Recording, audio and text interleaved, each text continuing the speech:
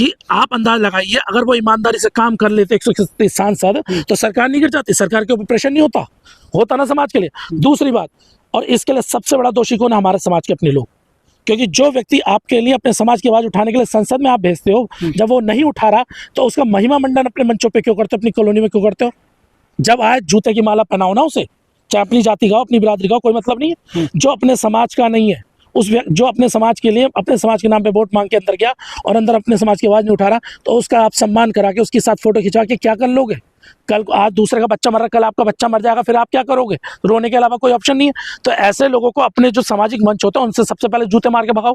अगर आपके घर में वोट मांगने आते हैं, सबसे पहले लत्ती आओ, तब जाके सुधार होगा ना। जब तक अपने ही नेताओं में डर खत्म हो गया है। लेकिन तो अनिल मिश्रा जैसे लोग हैं जो संविधान विरोधी बताए जाते हैं, ये SC/ST विरोधी लोग हैं, इनमें चाबी कौन भर रहा है? क्या कोई इनको राजनीतिक इनको ताकत मिल रही है? देखिए, राजनीतिक संरक्षण है तभी वो अपने घर में है। अभी आप एक केस कर दीजिए, छोटा सा केस, तुरंत पुलिस उठाएगी, पूरी रात भर तुम पे लठ बजाएगी और फिर उसके बाद जेल भेजेगी। 2-3 दिन तुम्हारा पता नहीं रहेगा कहाँ गए, और जब तक टांगे सारी खत्म ना हो जाएंगी, टूट जाएंगी, तब तक तुम्हें जेल में डाला नहीं, जेल में तब डालेंगे, उसके बाद तुम्हारा तब केस दर्ज होगा, FIR तब दर्ज होगी, उससे पहले नहीं होगी। और इतना बड़ा केस होने के बावजूद वो बंदा कोर्ट थाने जाता है, तो देशद्रोह का काम क्या बता रहा हूँ, मैं बता रहा हूँ, थाने जाता, आराम से फोटो खिंचवाता, मीडिया को बाइट देता है, कहता मैं तो गिरफ्तारी करवाने आया, कोई गिरफ्तारी नहीं कर रहा, वो तो मजाक उड़ा रहा है आपका। तो ये पता लगता है चोरी और छीना चोरी हो रही है। मैं वही तो बता रहा हूँ कि अगर राजनीतिक संरक्षण प्राप्त नहीं होता तो बंदा उसी दिन जेल में चला जाता। अगर राजनीतिक संरक्षण नहीं है इसलिए वो जेल में नहीं है। मैंने बताया, उदाहरण दे दिया, अगर आप कुछ करके दिखा दो, अगले दिन ना आपकी टांगे टूटी मिले, पुलिस आपको चलवाती हुई दिखाई ना दे, तो कह देना मुझे। तो सरकार का हाथ है इसमें? तो सरकार तो इसमें कर ही रही है भाई।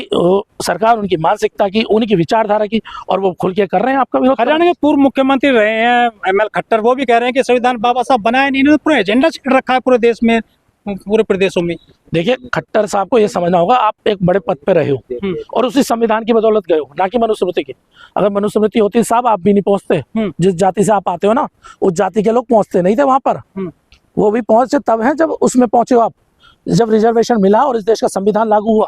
तो ये चमचागिरी करना, मैं बोल रहा हूँ, चापलूस लोग जितने भी तमाम ये जितने लोग हैं, ये वो चापलूस लोग हैं, इन्हें अब लतियाना चाहिए। गरियाने से बात नहीं बनेगी, लतियाना जरूरी है।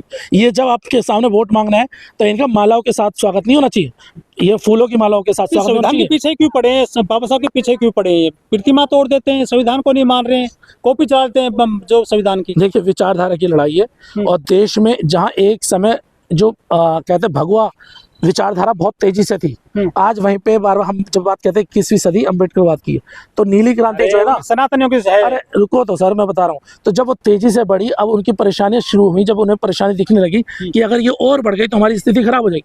मुझे बताइए, अब से पहले क्या RSS या ब्राह्मणों का इतना खुल के सड़कों पर विरोध होता था? नहीं होता था ना।